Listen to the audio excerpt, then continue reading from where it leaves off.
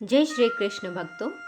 स्वयं भगवान नारायण ने अर्जुन को जिसका उपदेश दिया था, प्राचीन मुनि व्यास ने जिसे महाभारत के बीच में संकलित किया है, जो अद्वैत ज्ञान का अमृत बरसाने वाली तथा पुनर्जन्म का नाश करने वाली है, ऐसी 18 अध्यायों वाली हे माँ भगवती गीता, मैं तेरा ध्यान करता हूँ। आइए भक्तों, हम सब मिलकर एक बार बोलें, ओम श्री गणेशाय नमः। श्री राधे। जय श्री कृष्ण। हर हर महादेव। हरे राम राम राम हरे हरे, हरे कृष्ण कृष्ण कृष्ण हरे हरे। वेदों में नियमित कर्म का विधान है और ये वेद साक्षात श्री भगवान परब्रह्म से प्रकट हुए हैं। फलतः सर्वव्यापी ब्रह्म यज्ञ कर्मों में सदा स्थित रहता है। हे अर्जुन, जो मानव जीवन में इस प्रकार वेदों द्वारा स्थापित यज्ञ चक्र का पालन नहीं करता, वह निश्चय ही पापमय जीवन व्यतीत करता है। ऐसा व्यक्ति केवल इंद्रियों की तुष्टि के लिए ही व्यर्थ ही जीवित रहता है। किंतु जो व्यक्ति आत्मा में ही आनंद लेता है तथा जिसका जीवन आत्म साक्षात्कार युक्त है और जो अपने में ही पूर्णतया संतुष्ट रहता है, उसके लिए कुछ कारणीय कर्तव्य नहीं होता।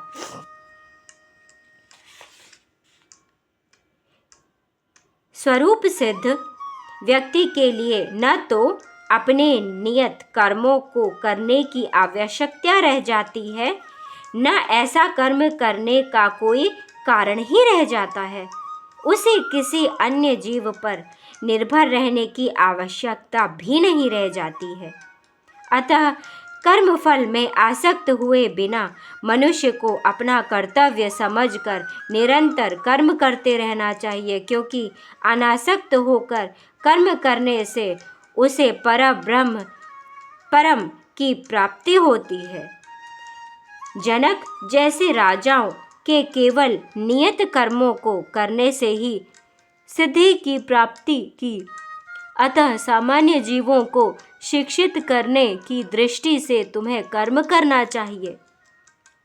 महापुरुष जो जो आचरण करता है, सामान्य व्यक्ति उसी का अनुसरण करते हैं। वह अपने अनुसरणीय कार्यों से जो आदर्श प्रस्तुत करता है, संपूर्ण विश्व उसका अनुसरण करता है। हे पार्थपुत्र, तीनों लोकों में मेरे लिए कोई भी कर्म नियत नहीं है। न मुझे किसी वस्तु का अभाव है और न आवश्यकता ही है। मैं तो नियत कर्म करने में तत्पर रहता हूँ,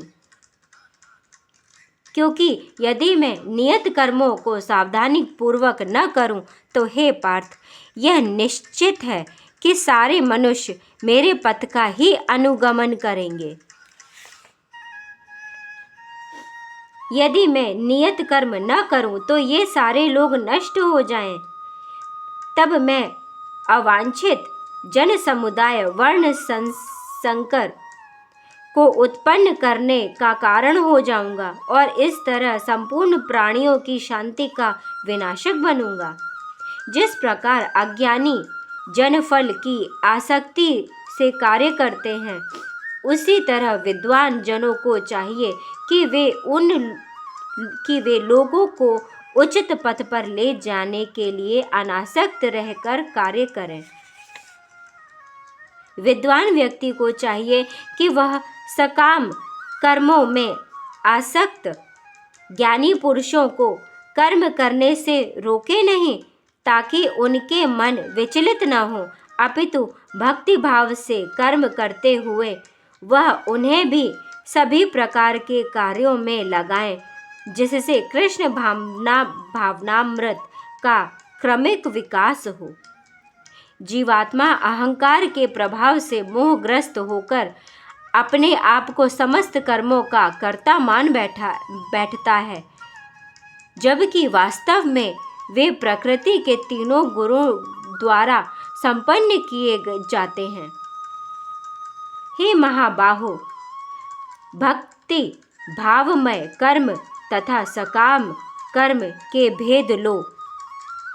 भेद को भली भांति जानते हुए जो परम सत्य को जानने वाला है वह कभी भी अपने आप को इंद्रियों में तथा इंद्रिय तृप्ति में नहीं लगता।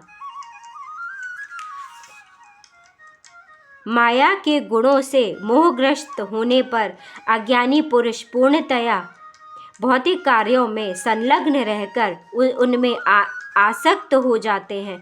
यद्यपि उनके ये कार्य उनमें ज्ञान भाव के कारण अधम होते हैं, किंतु ज्ञानी को चाहिए कि उन्हें विचलित न करे। अतः हे अर्जुन, अपने सारे कार्यों को मुझ में समर्पित करके मेरे पूर्ण ज्ञान से युक्त होकर लाभ की आकांक्षा से रहित स्वामित्व के किसी दावे के बिना तथा आलस्य से रहित होकर युद्ध करो।